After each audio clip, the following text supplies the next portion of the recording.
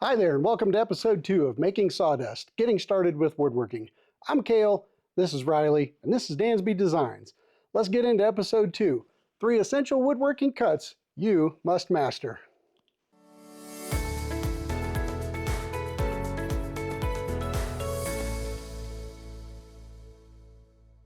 In last week's episode, I went over some basic elements of woodworking and provided an introduction into the magic that is sawdust.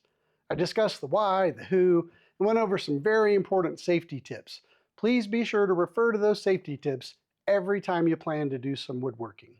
I closed out episode 1 with some tips and some practical application of using a measuring tape, a square, and a pencil to make marks accurately and check for accuracy. This week, I'd like to continue our practice of measuring, marking, and checking for accuracy, but also add cutting to the practice roster.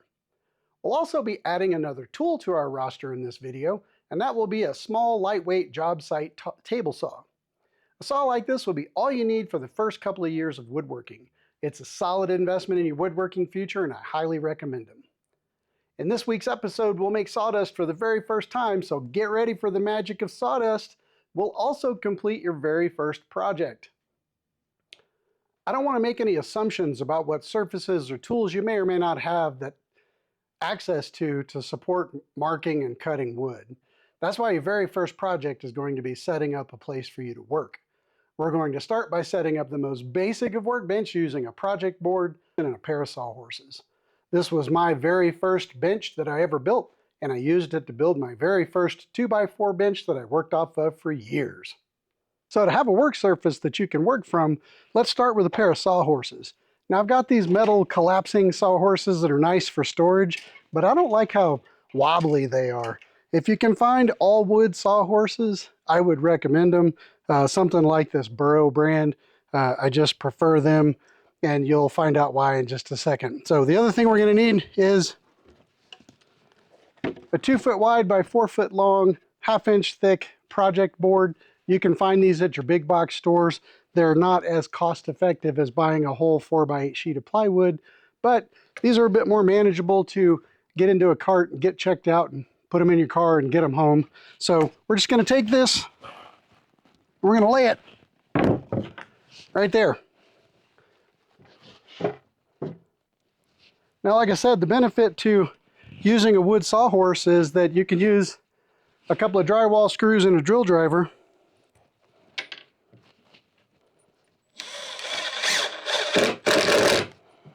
and attach them, because the fewer things that move around while you're trying to cut wood, the better.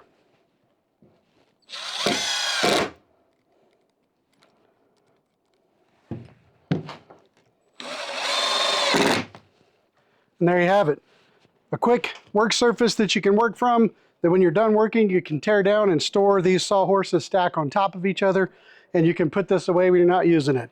This is a little rocky because I'm out here better. This is a better spot for filming, not really a good spot for woodworking, but you'd find a nice flat surface for it. All right, so now you've got a good work surface. Let's throw our new job site table saw on here and see what happens.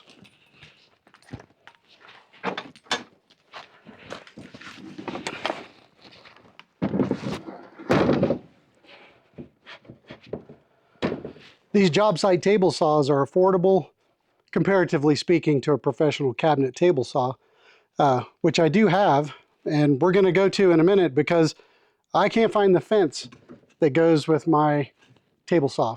So anyway, these saws are affordable. You can buy them with or without the stand. If you're planning on building a little project bench like this, save the money, don't buy the stand, you don't need it.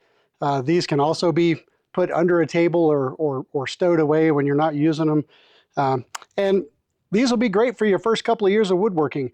Honestly, these will make all the cuts that you need to make, and will support you with the highest level of accuracy that you'll want to achieve in your first woodworking projects. When it comes to cutting wood, there are 3 basic cuts that you must master.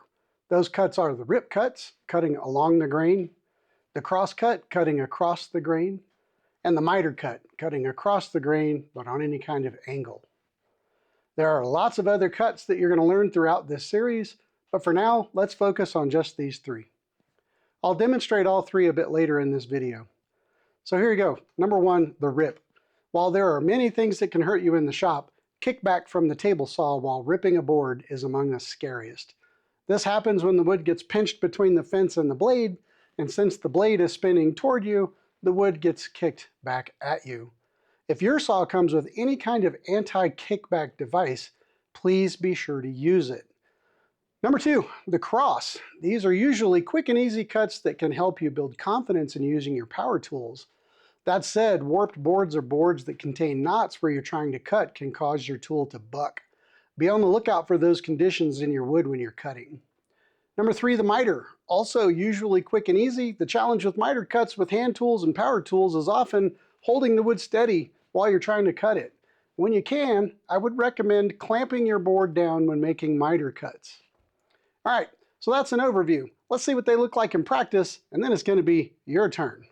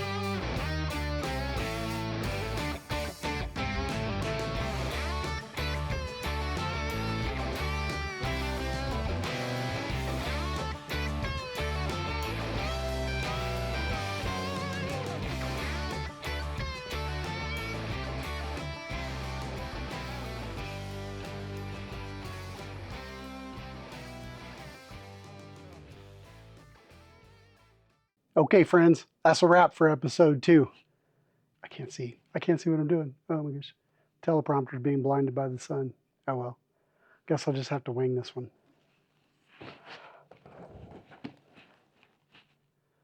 Okay, friends, that's a wrap for episode 2. I hope you learned something today. I hope you found it helpful. If you have any questions, please leave them in the comments for me. Appreciate it. Next week, I'll give you a little read ahead.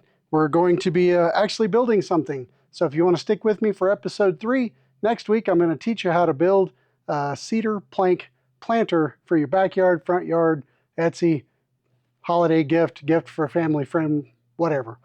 Anyway, hope to see you there. That's it for me, friends. Until next time, peace, love, and sawdust. I'm out.